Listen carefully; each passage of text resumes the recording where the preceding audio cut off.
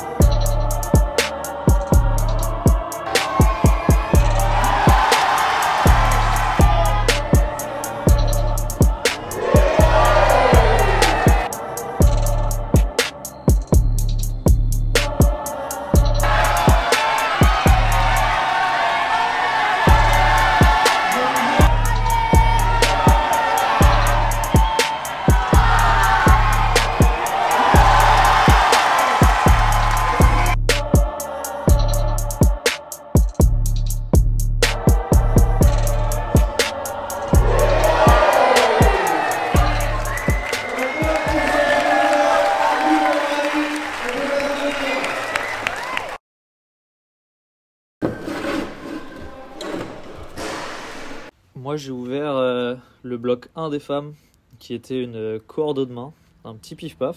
Moi je pars avec toutes les violettes derrière toi.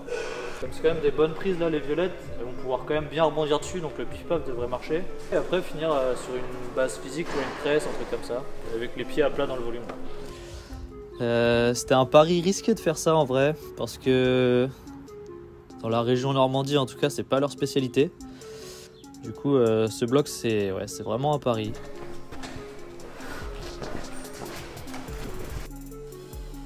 Le bloc c'est une fin assez physique avec une grosse remontée d'inverse, une tenue de pince. Pour l'instant je vais rien mettre dans le volume parce que si ça marche juste en adhérence ça peut être mieux. En voyant les noms des finalistes femmes, on a pris la décision de décaler ce départ. On a fait le choix de décaler le bac de départ de 1 ou 2 inserts. Ça a permis de rendre la cordeau un peu plus dure et de rendre le bloc un peu plus homogène dans le niveau et dans l'intensité.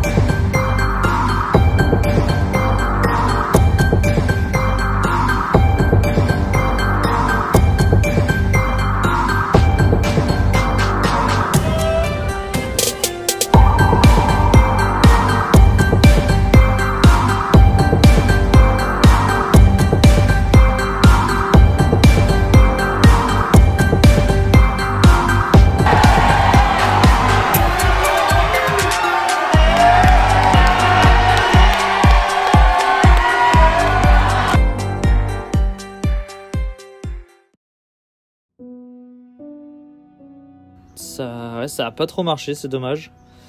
Le plus dur est passé, on a eu la zone, la cordeau a quand même marché. On a quand même relativisé en se disant que c'était potentiellement le bloc le plus dur chez les femmes. Le fait d'avoir quand même 2 femmes qui arrivent à la zone permet de créer un début de classement.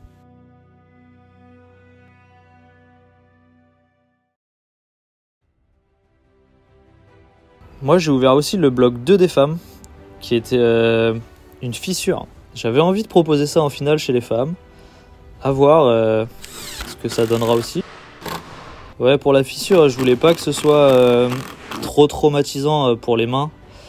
Du coup, sur les 2 volumes Holden, on a mis des prises qui sont bitexture là, face à face.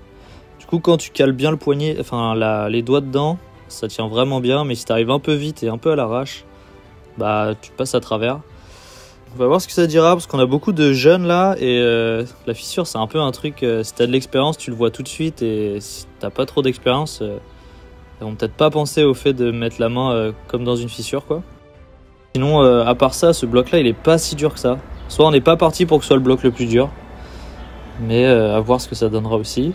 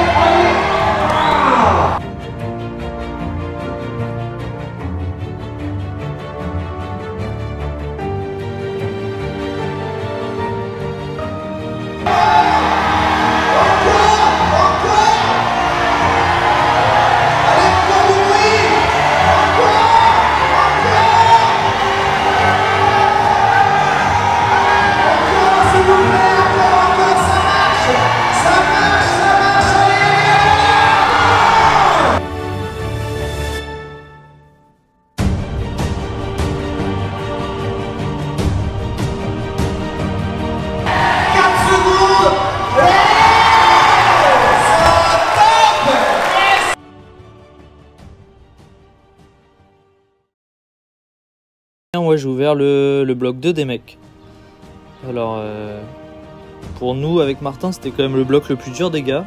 Parce que physiquement c'était assez physique tout le long. C'était un bloc avec pas mal de moves quand même. Un move assez physique, avec des talons assez hauts et tout. Un move électrique d'épaule en plein milieu du bloc. Puis une petite fin en presse là sur des pipes. Donc pour nous c'est le bloc le plus dur. Mais je pense que ce sera fait vu les gars qu'on va avoir à la compète. Ça va bien se passer, mais ouais c'était un beau chantier parce que on était quand même bien fatigué. Du coup on faisait pas trop les moves au début, on pensait que c'était lunaire et tout. Je pense que ça l'est pas tant que ça, mais voilà.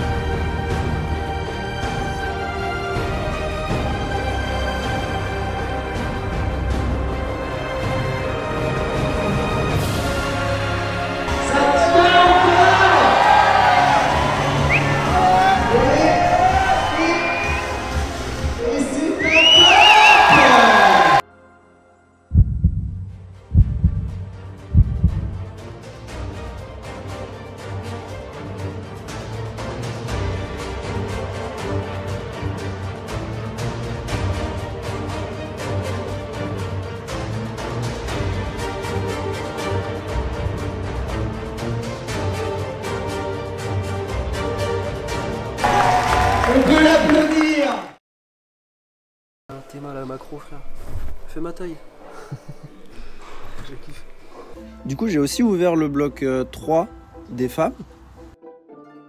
Il vaut mieux visser un peu trop facile et durcir après que ça soit trop dur direct et que ça soit un craquage.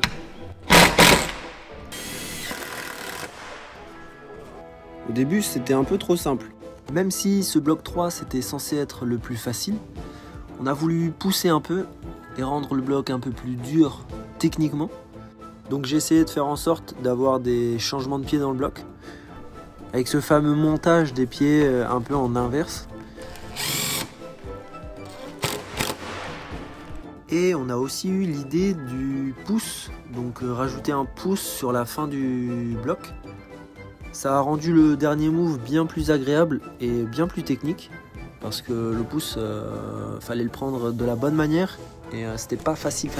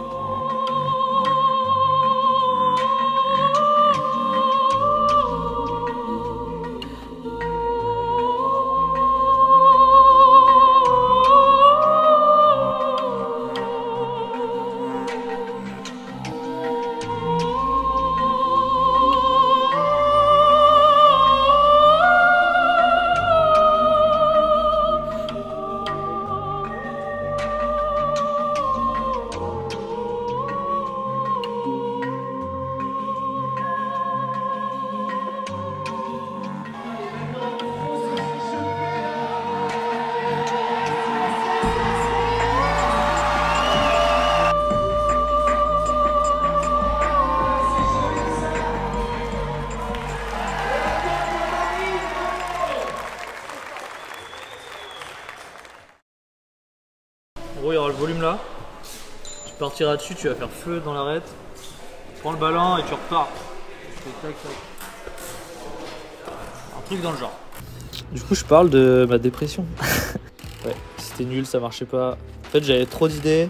J'avais trop hâte de mettre ces idées en place et en fait, ça marchait zéro, c'était nul. C'était pas agréable à grimper. Même d'un point de vue esthétique, c'était moche. À tout bouger, on bouge tout. Vaut mieux réfléchir une bonne heure et se dire ok c'est fini que de faire plein d'erreurs bêtement et vite. Du coup, on a fait le choix de tout démonter, d'aller dormir et de remonter les blocs le matin. Et c'était la bonne solution plutôt que s'entêter sur des blocs qui étaient complètement nuls.